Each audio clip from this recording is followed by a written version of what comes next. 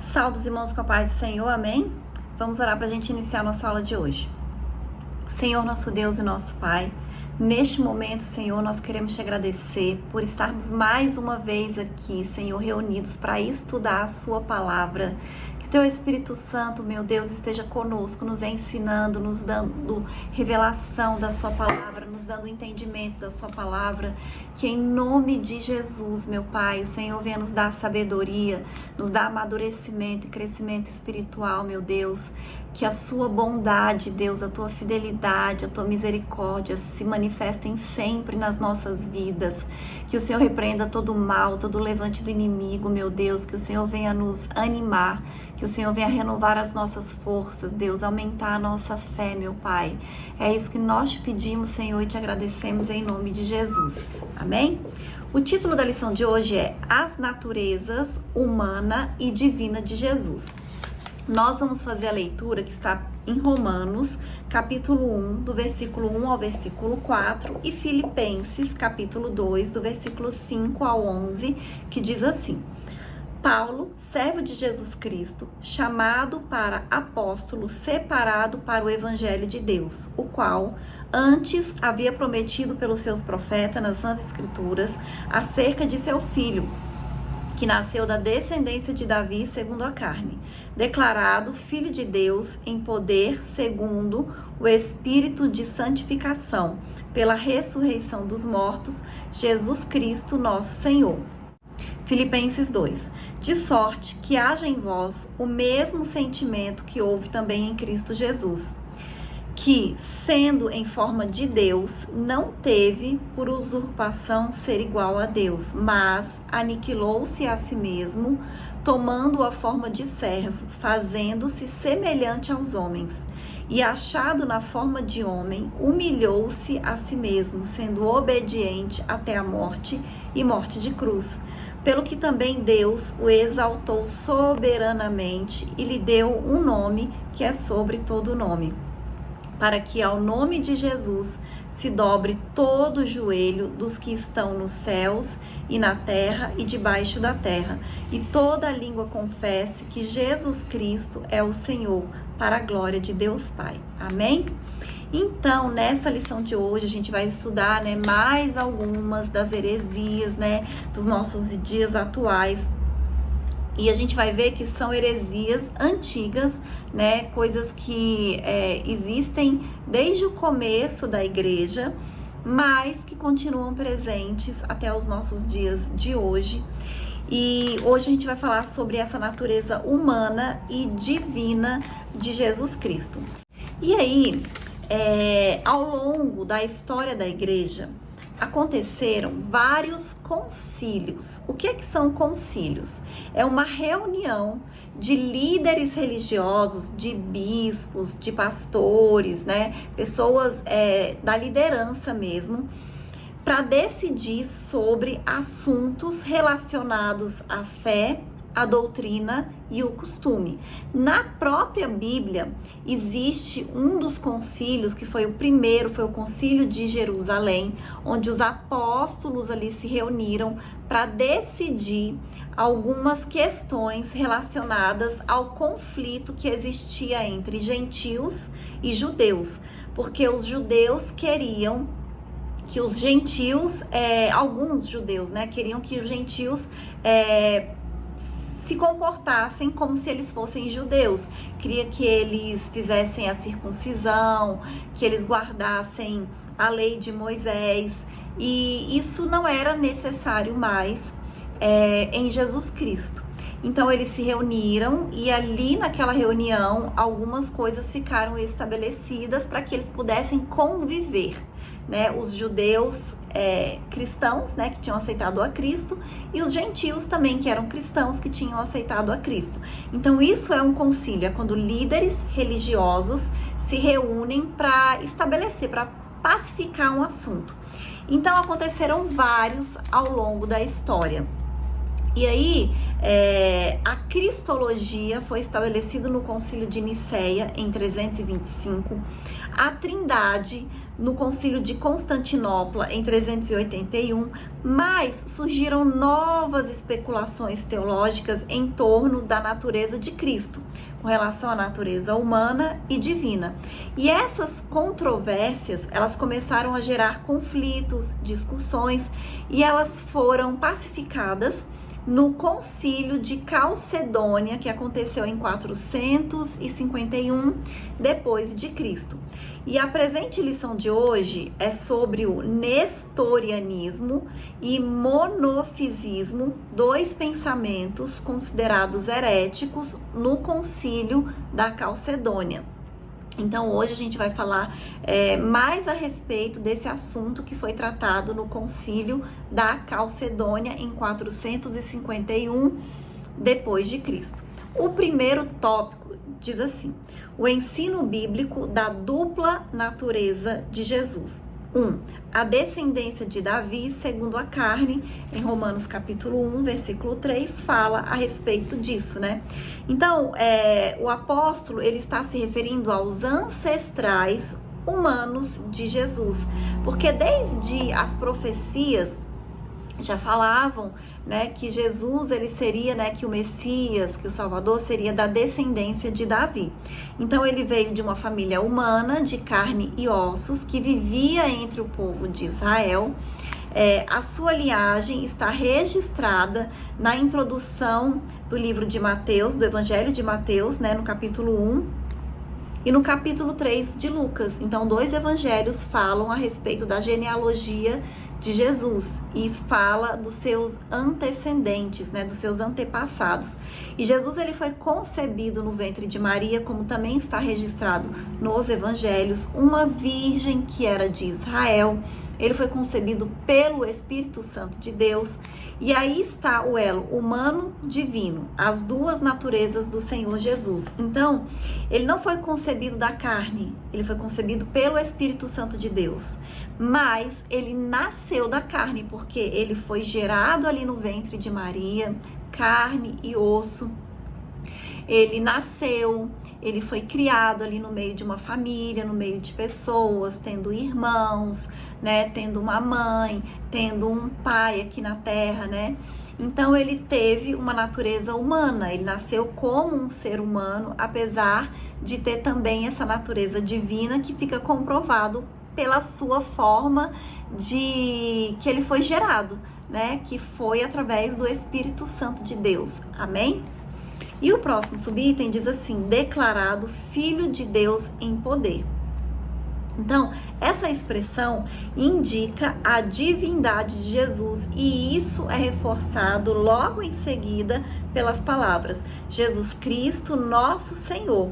E mais adiante, Paulo, ao descrever os privilégios que Deus concedeu a Israel, como a adoção de filhos, e a glória, e os concertos, e a lei, e o culto, e as promessas, o apóstolo conclui: dos quais são os pais, e dos quais é Cristo segundo a carne, o qual é sobre todos Deus bendito eternamente. Amém. Em Romanos capítulo 9, versículo 9. Então, o Senhor Jesus, ele é um judeu, descendente de Israel, descendente de Davi, e ao mesmo tempo é o Deus bendito eternamente. Vários versículos do Novo Testamento comprovam isso, reforçam essa ideia de que ele era humano, mas também ele tinha uma natureza divina. E o próximo subitem diz assim: o antigo hino cristológico, em Filipenses capítulo 2, versículos 5 e 6. Então o texto está dizendo que, embora Jesus, sendo Deus, não usou as prerrogativas da divindade durante seu ministério terreno, e mesmo que fizesse uso delas, ele não era considerado como usurpação. Por quê? Porque ele realmente é Deus.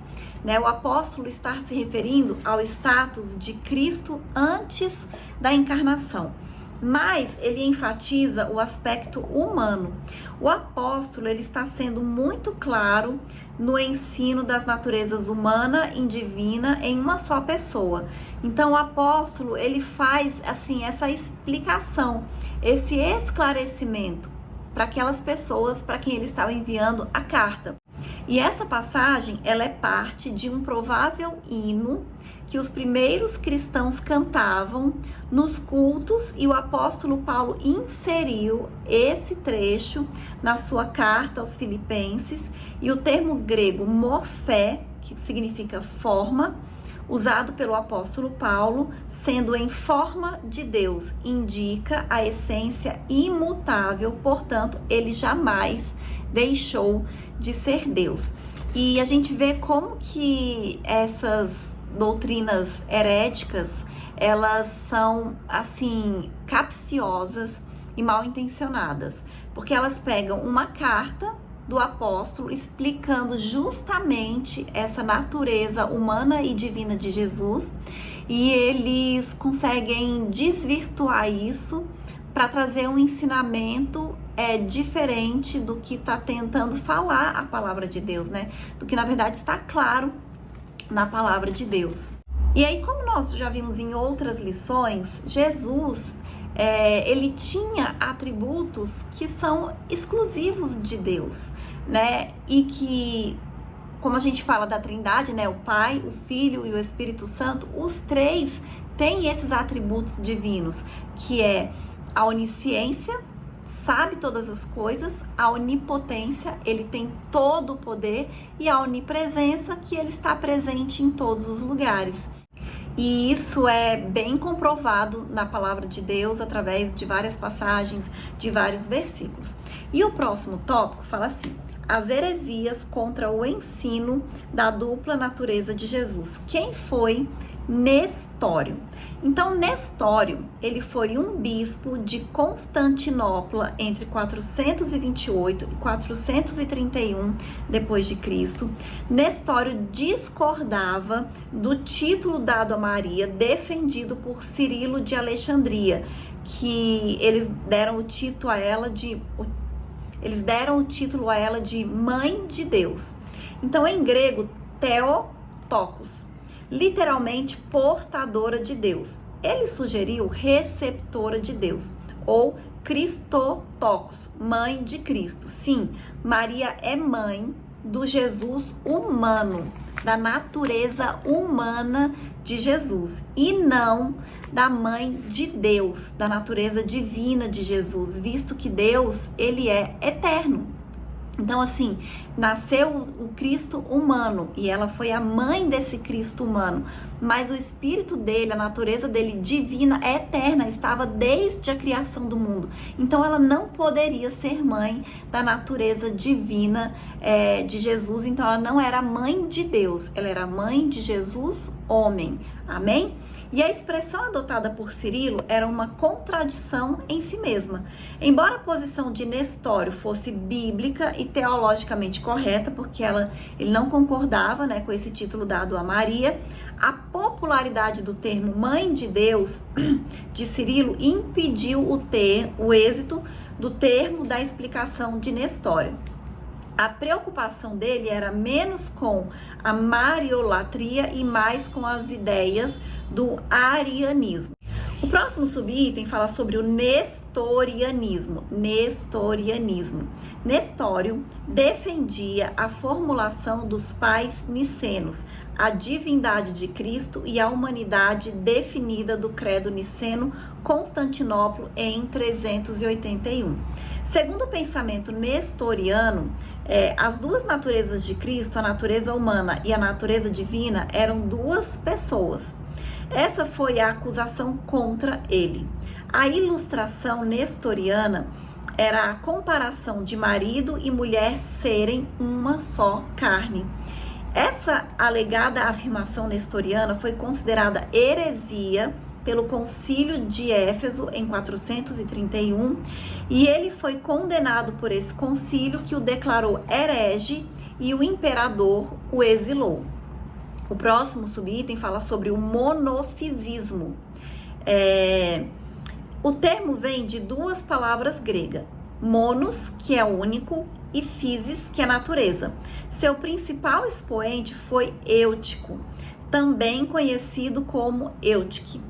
Essa doutrina afirma que as duas naturezas de Cristo são fundidas em uma só natureza. E esse sentido seria de que ele teria uma natureza híbrida, nem totalmente Deus e nem totalmente homem. E essa doutrina também foi condenada no Concílio de Calcedônia em 451. Então, ele tem uma ilustração para essa doutrina, que é a seguinte: o bronze é uma liga de cobre e estanho. Então, nem é cobre e nem é estanho, mas é um outro metal que é o bronze. E quanto à cor verde, é uma mistura das duas cores, o azul e o amarelo. Então, se você quer fazer o verde, é só você misturar o azul com o amarelo. Assim como o bronze não é cobre e nem estanho, e o verde não é azul e nem amarelo, da mesma forma, de acordo com oÊutico, as naturezas de Cristo não são divina e nem humana. E a resposta bíblica para essa explicação: segundo a Bíblia, o Senhor Jesus é perfeito quanto à divindade e perfeito quanto à humanidade. Amém? Então ele é homem e ele é divino enquanto ele esteve aqui na terra, tanto homem quanto Deus. Ele tinha as duas naturezas. E o próximo subitem fala sobre o Concílio de Calcedônia, que, como eu disse, foi essa reunião de líderes religiosos, de bispos, para chegar a um consenso sobre determinados assuntos, inclusive esses assuntos, dessas doutrinas heréticas que nós acabamos de falar. E essa formulação teológica fala das duas naturezas de Cristo em uma só pessoa. As propriedades de cada natureza permanecem intactas, concorrendo para formar uma só pessoa e subsistência, não dividido ou separado em duas pessoas, mas um só e mesmo Filho unigênito de Deus, Verbo, Jesus Cristo, o Senhor. Então, a encarnação do Verbo não é uma conversão ou uma transmutação de Deus em homem e nem de homem em Deus.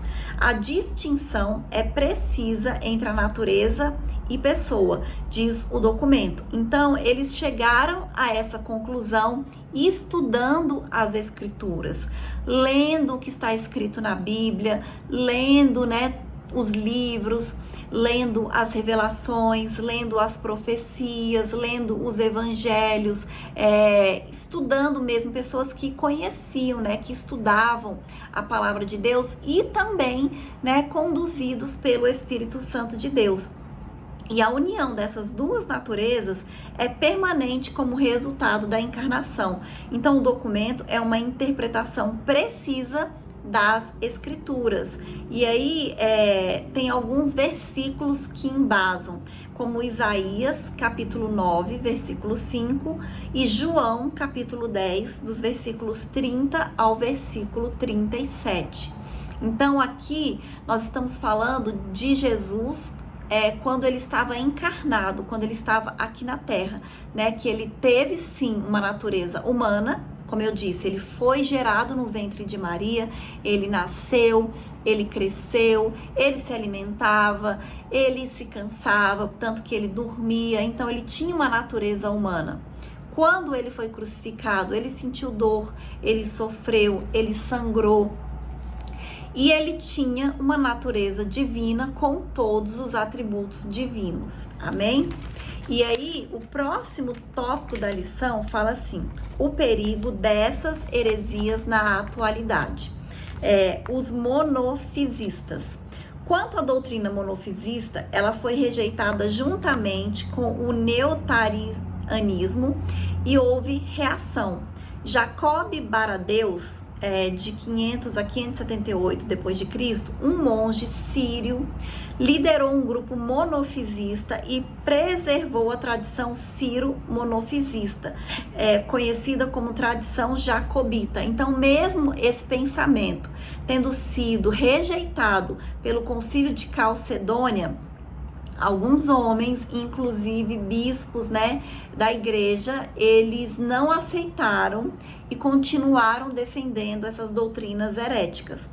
Então, quem são esses hoje, esses monofisistas? São as igrejas ortodoxas, a igreja cóptica, armênia, abissínia e jacobitas.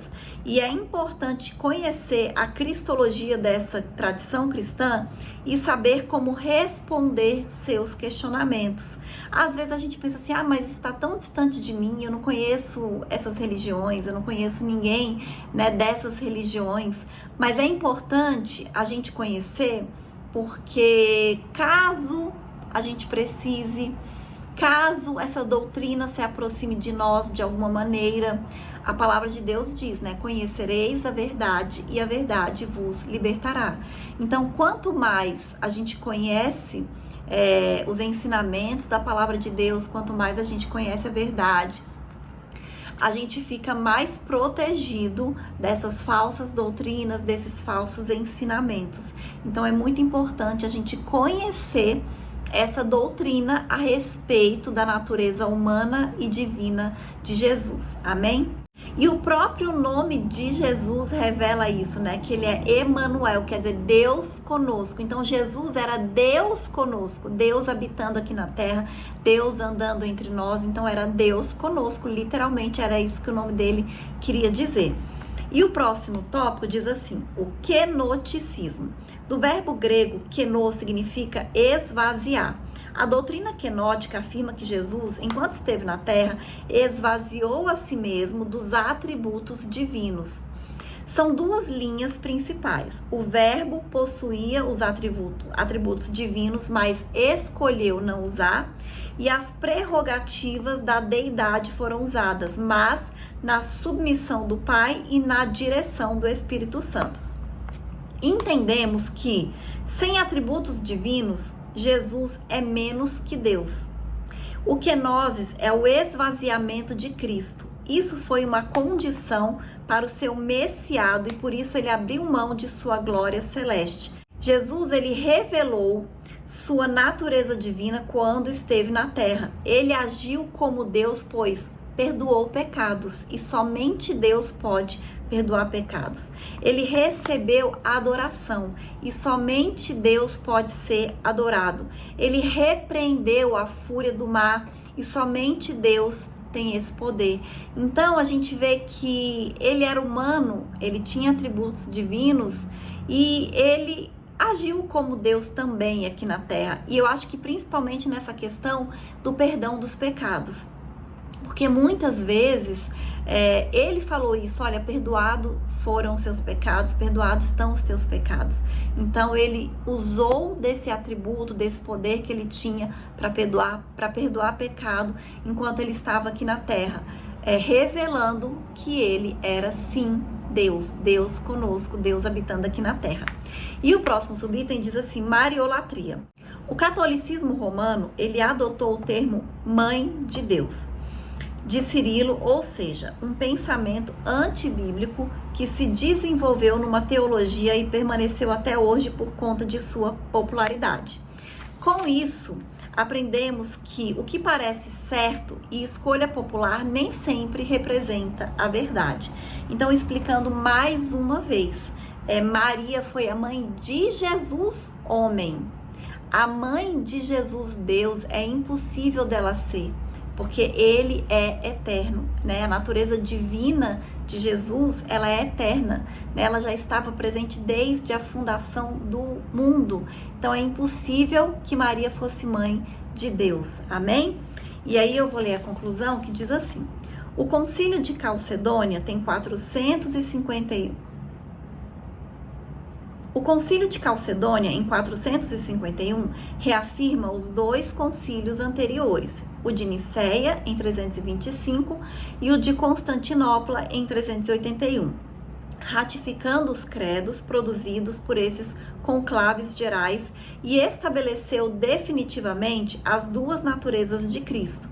A melhor maneira de se proteger dessas e de outras heresias é conhecer bem no que acreditamos. Os ensinos oficiais de nossa igreja e seus respectivos fundamentos bíblicos, isso serve como nosso referencial quando nos deparamos com doutrinas inadequadas. Amém? Então, mais uma vez é isso, né? É importante nós conhecermos a palavra de Deus, nós conhecermos, né, o que o Espírito Santo de Deus ensina à igreja através da Bíblia, para nós não sermos enganados. Então, assim, a maneira mais fácil de nós não cairmos nessas heresias é conhecer a palavra de Deus. É estudar a palavra de Deus no seu contexto completo, né? Sem tirar textos dos contextos, né? Sem ficar tentando interpretar de uma maneira equivocada. E é muito importante a gente ter, a gente poder usar, aproveitar, né, o Espírito Santo de Deus que habita em nós. Então, sempre que a gente for estudar a palavra de Deus, que a gente for ler a Bíblia, a gente pedir ao Espírito Santo que nos ensine, que nos dê a revelação correta, que nos dê o entendimento correto da palavra de Deus, porque com certeza o Espírito Santo sempre vai ser o melhor professor. Amém?